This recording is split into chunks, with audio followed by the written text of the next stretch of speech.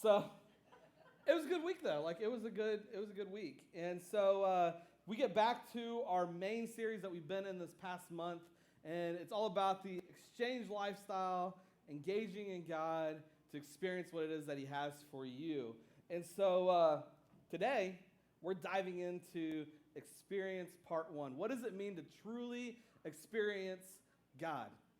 And so what I decided was we're gonna walk through 3 different stories today. And I love these stories because I believe that in some shape, form, or fashion, you can find yourself in one of these stories. Or even maybe a mix of kind of where you're at right now with your walk. Or maybe where you have been and you're trying to figure out where to go next. I love this story about Daniel. We learned this story in kids' church, and I think there might even be some songs about it. Who knows? But here's how this story goes. I love it. So all of a sudden, there's these guys. They're kind of jealous of Daniel. They're not big fans of Daniel. They go to the king. They talk to the king. They're like, hey, dude, like, we love you. You are the bomb. We need you, like, to put this declaration out that the only person that people can worship is you for the next 30 days. And so King Darius is like, yeah, that's a good idea. Like, I am the bomb. You are right. And so he goes out and he puts this declaration out and he says, this is how it's going to be. But he was cool with Daniel though. Like King Darius was like, he was all right with Daniel. And so he didn't even think about that. And so here Daniel is. He's chilling up in his living room, windows open, praising Jesus. Because he's like, I ain't going to praise Darius. Come on now. I'm praising Jesus. I love that whole thought process right there, that whole picture that gets painted. Because how many times has that been you? Like, seriously, legit. Driving in your car. Have you ever been guilty of that? And you just like, you forget you're driving in the car and you're just driving, you got the windows rolled down and you pull up to the traffic light and somebody's looking at you going, you all right, dude? Like, what in the world is wrong with you? Or you're in your bedroom, you're singing that your guts out, and then all of a sudden you realize bedroom windows are open, neighbors are like, what is happening here? Like, that was what Daniel was all about. Like, he's like, I want the world to know that my God is incredible. And Daniel was so obedient, was so faithful that he could have never done that. And so when he was faced with this choice to choose between God and man, the choice was pretty easy. He chose God. And so King Darius, and he's faced with this now because these guys come back to him and they're like, hey, dude, like Daniel is up here singing praises to his God. He ain't praising you. He ain't worshiping you. And so King Darius has to make this decision. And what was the thing that he said? He said, I'm going to throw him into the lion's den. And so the story moves on a little bit, and all of a sudden he goes down and they put this stone across the den so nothing can get in, nothing can get out. And then he puts a stamp on it saying, look, I know that this has been sealed. I know this has been shut. And then he gets to the point that Daniel's getting ready to be thrown in here. And I love this because I don't know that King Darius really knew that he was prophetically speaking in that moment. But here's what he says. He says, may your God, whom you serve continually, listen to me, rescue you. May the God that you continually serve rescue you. How many times has that been prophetically spoken to you? May that God that you're worshiping save you from the stuff that you're going through. May that God help pull you out of that, because I don't think it's going to happen. And people speak that sometime and they're just kind of making fun of it. But I know that my God is here to rescue me. I know that He is here to rescue you. And it wasn't just in this moment. I believe that those prophetic words were spoken into our lives at that moment, because we know that our God is here to rescue us. And I want you to think about this. So here he is. He speaks these words. He lowers Daniel down into this den. And think about this. Like, this is the part they don't talk about in kids' church, right? How nasty that den must have been. Like, they threw people in there to be fed on by the lions. Like, and the lions lived there. There must have been, like, just crap everywhere. Like, this was nasty. This must have been a disgusting place. And they put him down in there in the midst of all this garbage and this filth. You hear where I'm going with this? Amidst all this garbage and all this filth, like sometimes our life is full of this garbage and this filth, but yet God still comes in and he says, I'm going to rescue you. I'm going to protect you. And God sends this angel and he closes the mouth of the lion. And what I love about this is not only did he close the mouth of the lion, but he prevented the lions from even putting one scratch on Daniel. King couldn't sleep that night. He was just like, I can't believe I did what I did. Daniel was this great guy. I don't understand why I did this. And he hurries to the den and he calls down Daniel. And Daniel's like, yeah, what's up? And he's like, what, you're okay? He's like, yeah, I'm good. I'm good. And the king freaks out and he's like, oh my gosh, like the God of Daniel is the God that we should be worshiping. Quit worshiping me. Quit praising me. The God of Daniel is the God of all, the God that will rescue us. Think about that for a second. How many times have you found yourself in a place like that where you would go to the ends of the earth being faithful with God and for God and what it is that he's called you to know that God is going to protect you even in the biggest and the strongest of storms and conditions. What about this story? Another one of these kid stories, right? How about Jonah? Like, I love this story about Jonah, right? And he's the one that heard from God, and then he turned around and ran away. You've been guilty of that yourself ever? God says, hey, I need you to go do something for me. And you say, that ain't in my wheelhouse. I'm not willing to do that. That's what Jonah did. He was like, no way, God. There ain't no way that I'm going to do that for you. And so Jonah, he makes this decision, and what's he do? He thinks that he is running from God. I love that story because he literally thinks that he's going to be able to get away from God, that he's going to be able to escape God and the promises and the calls that God has placed in his life. But God's like, I've got another story for you. You don't see it coming yet. You think you're going in the opposite direction, but I'm pursuing you. And I love that because that is a picture of our lives in a whole entire nutshell. Sometimes we find ourselves in these places where we think that we're avoiding God, that we're running from God. I don't want him to see this stuff, to experience the stuff that I'm going through. But what I absolutely love it, and this story proves it, he is there pursuing you every single step of the way. And when God speaks, he's going to see it to completion. And God spoke to Jonah. And God called Jonah. And so Jonah gets on this boat and he starts to leave and he's running and he knows that he's supposed to go to Nineveh, but he's going the opposite direction. And while he's on the ship, he's sleeping. And all of a sudden, all the guys on the ship start to freak out, right? And they're like, oh my gosh, there's this giant storm. Jonah, what's going on? Like, what is happening? And Jonah's like, oh, crap. I got to put this out there for you guys. Like, the reason why I'm here with you, God called me to do something, and I didn't want to go talk to those people. And so I'm running from God, but God found me. Could you imagine if you're those people that are like, okay, dude, like, what are we going to do about this? Like, come on now, we gotta stop the storm. I'm not going to die for your stupidity. Come on, like, what are you doing? And all of a sudden, here it is. He goes, hey, guys, seriously, throw me overboard. Just throw me overboard. Be done with me, because I would rather be thrown overboard into the crashing waves than to go to Nineveh and face what it is that God is calling me to do. And so I love this story because they throw him over and he's in the water, and what's God do? God says, I'm not done with you yet. He sends a giant fish. Giant fish comes up, swallows him whole. And think about it again, right there. He swallows him whole, and he gets put into some of the worst conditions possible. Seriously, think about that for a second. In the belly of a fish, stomach acids, chopped up food. It's fishy in there, like straight up, like that's nasty in itself.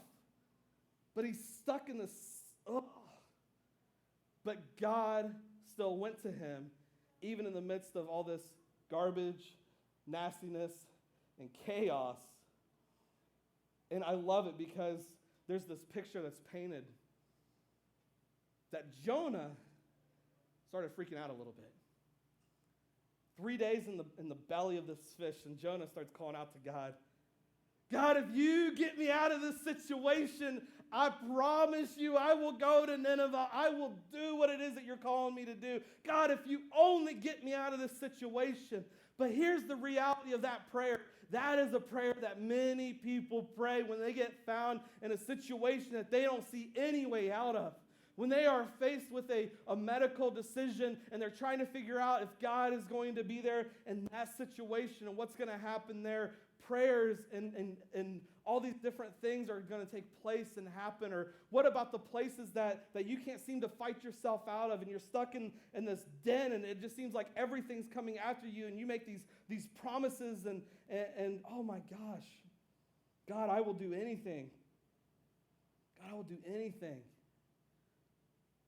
They say the number one promise and the number one thing that people pray or commit to with God when they're in a situation like that, people will say that they'll come back to church. God, I'll come back to church. I'll be there. I will do what it is that you need me to do. I'll be there every single stinking Sunday, God, if you only get me out of this situation. Sometimes they promise that they're going to bring their friends or their family to church. God, I'll bring everybody to church. I promise you. Like I want people to know you. I know that that's what you called us to, and I'm going to do that. I'm going to do what I can to get these people here. But then all of a sudden we get out of that situation. We're like, we're Jonah. We're running. But Jonah made these promises to God, and he said, I'm going to do this. I'm going to do what it is that you called me to. And I love the end of the story because God could have just been like, okay, cool, swim to shore. Like, you've made me mad. Swim to shore. That's probably what I would have done. Like, okay, I get your promise. I'm good. Here, swim. But God delivers him to dry ground where the whale, the fish, spits them out. And Jonah goes and makes good on his promises. Listen, we're talking about experiencing God here. We experience God in the times that we're obedient and we're faithful and we know what it is that we need to do. We are faithful and we experience God in the times that we run and he pursues just so that he can see what it is that we're capable of. But how about this one last story? And this is a story we're going to get into in a few months. But man, I just had to introduce it right now. And it's this woman, Rahab. Rahab is this woman, and when it starts talking about it, right, it says that her house was well known. Like that's what the Bible says. Her house was well known because she was the prostitute there in Jericho. People knew where her house was. You see, she wasn't that one that would have fit in. She was leading this lifestyle that many would just be like, oh no, you cannot be a part of this because this is what you're doing. And so the story goes on that she knows that something big is getting ready to take place. You see, if you were ever inquire, you know that there's walls around Jericho, or I guess if you read the Bible too. But like we sung those songs, the walls come tumbling down, and we know what's going to happen to Jericho. But here's the sole reality of it is that she knew what was getting ready to happen. She knew that there was a battle getting ready to take place. And so there she is within these walls, and Israel is chilling on the outsides. And they're getting ready to take over. They're getting ready to come in. And they send these two spies in. And so here these two spies come in, and they're looking around, they're snooping around. But they get wind of it. So what's Rahab do? She goes up and she gets the spies. Come on, I'm going to get you out of here. I'm going to get you out of this situation. And so all of a sudden, she goes and she calls them and she brings them back and she says, look, I can get you out of here. I can get you out of this situation, but here's the reality of it. I need you to help me. Can you get myself and my family out of here? Can you spare us? Because listen to this. This is what she says. She recognized that the Lord your God is God in heaven above and on the earth below.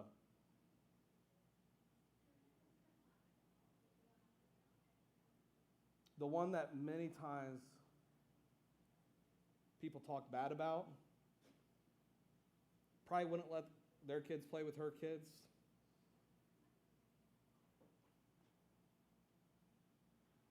The house that you would avoid, the woman that you would avoid, the family that you would avoid.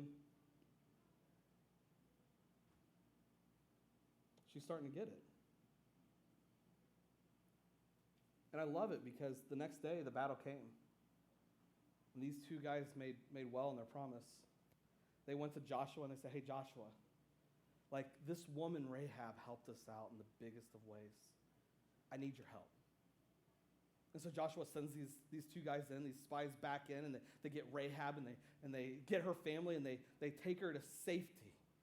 But listen to me, this is not where the story ends, because I absolutely love this, because here's the reality of it. Her life that she knew then was getting ready to change up, because she goes from being in the life that she was then to being a part of the family of Israel. Do you know what that means? That means that she is no longer living in that way. Now she is all of a sudden a family of God. She's a part of this family. She's a part of the church family. She's a part of Israel at this point. And now all of a sudden God is going to use her in big ways, because the God of Israel, listen to me, the one that created Rahab had chosen her. It wasn't a coincidence that she was the one that found those guys, that she was the one that would help them get them. No. God had chosen her in this situation. And I love it, because the young spies had not come upon her house accidentally. God knew the hunger in Rahab, and she knew the hunger in her heart to know who he is. Rahab was rescued, and she was redeemed, and her life transformed, and she became a part, listen to me, of the family tree of Jesus. How incredible is that? You're going to tell me you don't see yourself in that, and all the stuff that we do, and all the mess ups we make? Man, quit prioritizing what that looks like. If you're running around gossiping, you're just Rahab waiting for a family tree. I'm telling you this right now. God is here for you. He is wanting to transform you, to redeem you, to invite you in, to make you a part of his family. And God has something so big in store. I'm telling you this. If you exchange the old to engage in what it is that God is calling you to engage, to go to Nineveh, to jump down in the lion's den, to defeat what it is your enemies. I'm telling you this right now, that God is going to capitalize in your life when you experience him in big ways. And these three experienced him. But listen to me, there's one more story. And that story is one of my favorite stories. And that's the day that he came in and he rescued you. He rescued me. He rescued my daughter. He rescued my wife. God has rescued you. Sometimes we're not willing to be rescued and we're running. But I'm going to tell you today, church, if that's you, stop running. And I love this picture, because you can be running from God all you want. But here's the reality of it. All you have to do is turn around and see him. You don't have to go marching through all that crap from the past. You don't have to go through everything that you've been through. You turn around and you meet him right there. God is constantly pursuing you for greatness. He will be with us when we stand firm like Daniel, or even when we run like Jonah. He's going to transform our lives from the garbage and the dirt to be part of the family like Rahab. And we are a part of his story. I absolutely love that we are a part of his story, and he is our rescuer. Jesus, I thank you so much. I thank you for being our rescuer, for pulling us out of the darkness, for pursuing us when we run, for always being there even when we're disobedient. So, Father, I ask you today that if there's anybody here in person or online that does not have that relationship yet, I pray that we don't go another day without it. That we know that you're going to be there, that you're going to pursue us, that you're going to protect us, that you're going to rescue us, even in the midst of the storm, even in the midst of the hells of life sometimes, you are going to be there. When it seems like we're surrounded, and it seems like there's no way out, and it just seems like the walls are getting ready to crumble, you are there to give us a way out. You are there to push the gates back. You are there to make a way. And so, Father, I thank you for that. I thank you for what it is that you're doing. I thank you for what it is that you're doing for our church family online right now as they watch across the country. Father, I know that you're speaking, not just here in Tipp City, but across this world. And so I pray that you intervene. I pray that you speak. I pray that you make a way. And Father, we celebrate as you rescue. We love you, Jesus.